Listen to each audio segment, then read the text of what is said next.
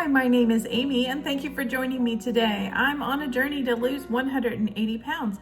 Recently, I went to the grocery store and picked up a bunch of healthy items, and I came across one pre-prepared meal that I was really interested in purchasing, but I felt the price was a bit too high. So I gathered up the ingredients and decided to make it myself. So join me today while I prepare that dish, and I hope you give it a try yourself. So here's the original salmon dish I found while I was shopping, and that was $14 for one fillet.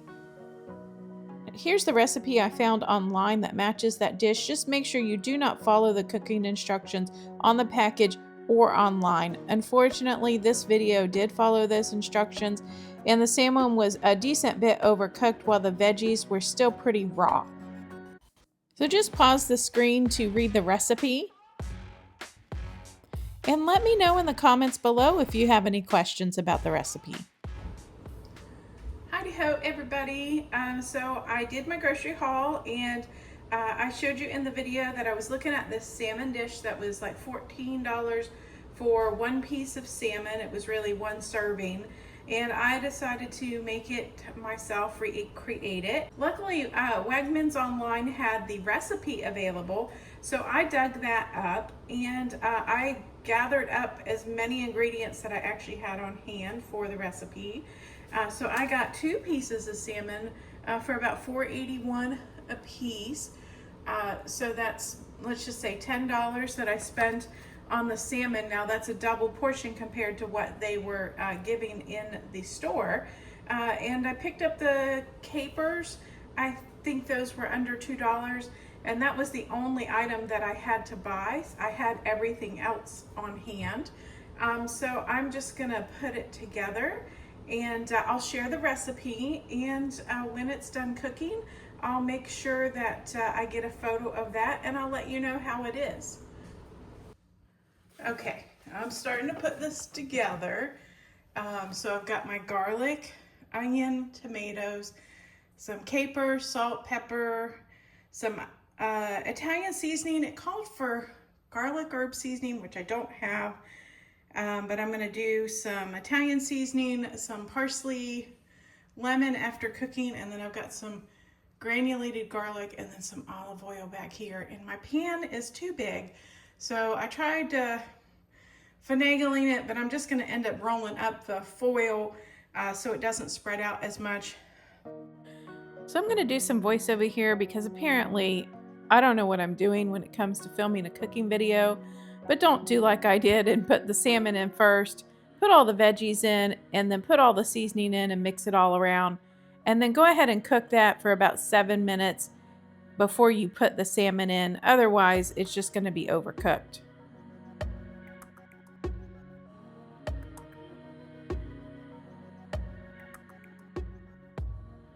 So I'm adding some of the Italian seasoning that I had instead of the garlic and herb that it called for, because I just didn't read the recipe in advance. And this is the parsley. It did call for fresh parsley, but all I had was the dried parsley.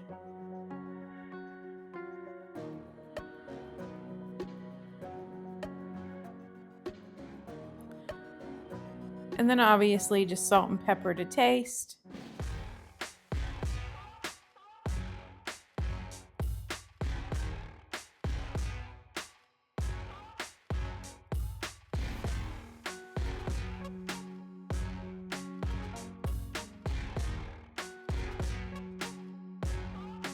And then I put in the granulated garlic to kind of counterbalance the missing of the garlic and herb seasoning.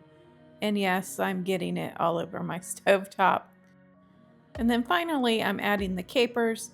They give a nice brightness to this dish. And obviously I'm struggling a little bit trying to get them out of the bottle without getting all of the juice.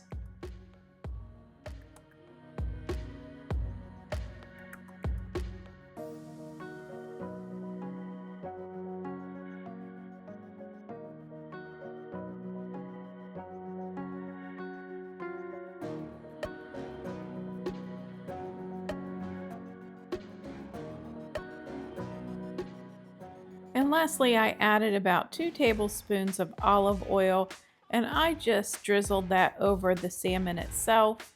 I probably should have put a little bit on the bottom of the pan before I put the fish and all the veggies in, but I kind of shook it around, got it mixed up a little bit before throwing it in the oven.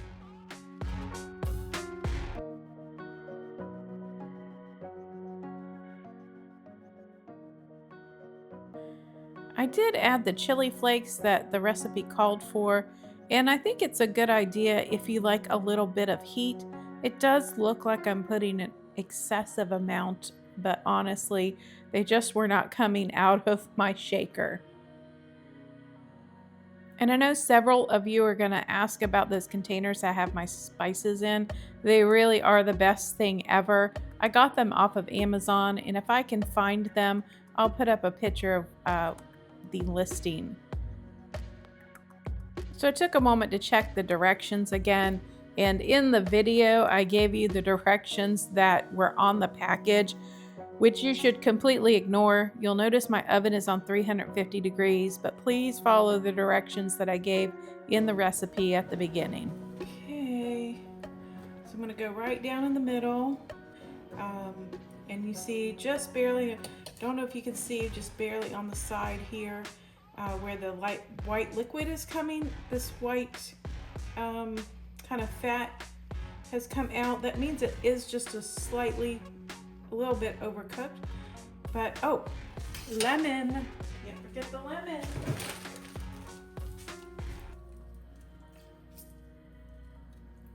Now I did make 2 portions because I didn't want to leave the salmon uncooked in the fridge.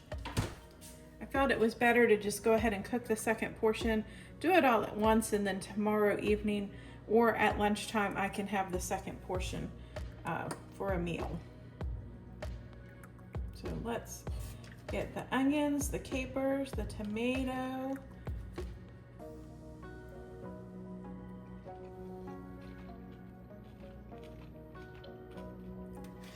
That is really tasty. I would say the vegetables definitely need more time, but I'm not gonna bother to put it back in for that. I think I'm gonna take my first portion and have some great dinner. I hope you give this recipe a try yourself, and I want to thank you so much for joining me today in my cooking video.